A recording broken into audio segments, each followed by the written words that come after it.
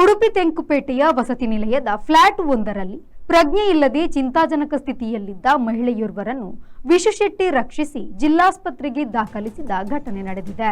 ಮಹಿಳೆ ಶರವಾಣಿ 37 ವರ್ಷ ಫ್ಲಾಟ್ ಒಂದರಲ್ಲಿ ಕಳೆದ 1 ವರ್ಷದಿಂದ ಕೆಲಸಕ್ಕೆ ಸೇರಿದ್ದರು.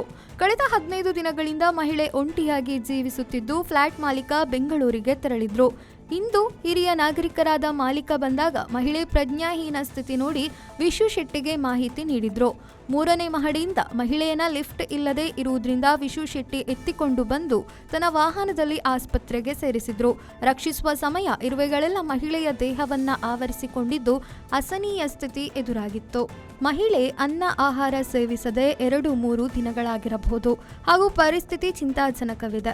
ಮಹಿಳೆಯ ಸಂಬಂಧಿಕರ ಪತ್ತೆಗಾಗಿ ಮಾಹಿತಿ ಇಲ್ಲದಿರುವುದರಿಂದ ಸಂಬಂಧಿಕರು ಅಥವಾ ಸಂಬಂಧಪಟ್ಟವರು ಜಿಲ್ಲಾಸ್ಪತ್ರೆಗೆ ಸಂಪರ್ಕಿಸುವಂತೆ ವಿಶುಶೆಟ್ಟಿ ವಿನಂತಿಸಿದ್ದಾರೆ. ನಗರ ಠಾಣೆಗೆ ಮಾಹಿತಿ ನೀಡಲಾಗಿದೆ. ಇಂದು ಬೆಳಿಗ್ಗೆ ಸುಮಾರು 10 ಗಂಟೆ ಹೊತ್ತಿಗೆ ಉಡುಪಿಯ ಫ್ಲಾಟ್ ಒಂದರಲ್ಲಿ ಪ್ರಜ್ಞಾಹೀನ ಸ್ಥಿತಿಯಲ್ಲಿ ಮಹಿಳೆ ಇರುವುದು ಮಾಹಿತಿ ಬಂದಿತ್ತು.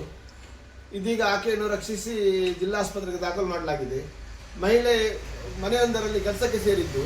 ಮಹಿಳೆ ಫ್ಲಾಟ್ನ ಮಾಲೀಕರು ಕಳೆದ 15 ದಿನಗಳಿಂದ ಊರಲ್ಲಿರಲಿಲ್ಲ, ಬೆಂಗಳೂರಿಗೆ ಹೋಗಿದ್ರಂತೆ. ಇವತ್ತು ಅವರು ಬೆಂಗಳೂರಿಂದ ಬರುವಾಗ ಪ್ರಜ್ಞಾಹೀನ ಸ್ಥಿತಿಯಲ್ಲಿ ಮಹಿಳೆ ಬಿದ್ದುಕೊಂಡಿದ್ರು. ಕಳೆದ 3-4 ದಿನಗಳಿಂದ ಅನ್ನಾಹಾರ ಸೇವಿಸದೇ ಇರುವುದು ಮೇಲ್ನೋಟಕ್ಕೆ ತಿಳಿದು ಬರ್ತಾ ಇದೆ. ಜೊತೆಗೆ ಮಹಿಳೆಯ ದೇಹವೆಲ್ಲ ಇರುವೆಗಳು ಸುತ್ತಾಕಿಕೊಂಡಿತ್ತು.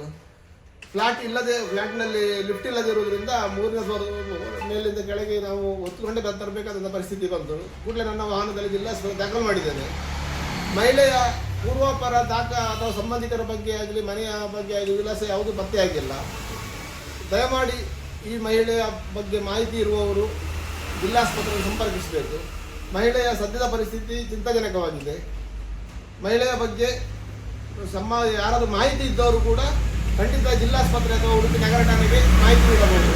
ಈ ಬಗ್ಗೆ ಉಡುಪಿ ನಗರ ಠಾಣೆಗೆ ಕೂಡ ಮಾಹಿತಿ ನೀಡಲಾಗಿದೆ. ಶ್ರೀಜಿತ್, ವಿ4 ನ್ಯೂಸ್, ಉಡುಪಿ.